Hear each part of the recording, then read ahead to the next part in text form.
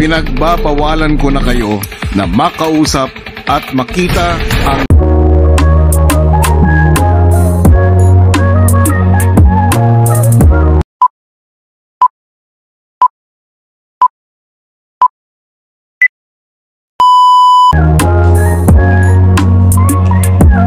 Sa latest pa-update ng Pinoy Big Brother, pansamantala munang pinaghiwalay ni Kuya ang mga housemates na lalaki sa mga housemates na babae.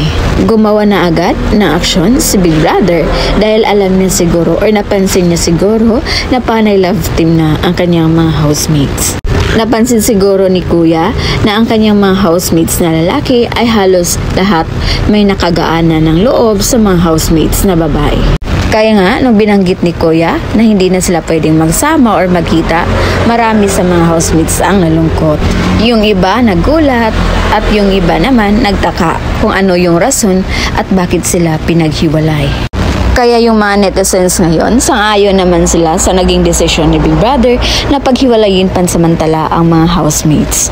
Kasi yun din yung napansin ng mga netizens na medyo malapit na yung mga lalaki sa mga babae. Dahil sooner or later, may magkaaminan na ng feelings gaya ni na Ashley at Riv, Fred at Princess, Lila and Anton.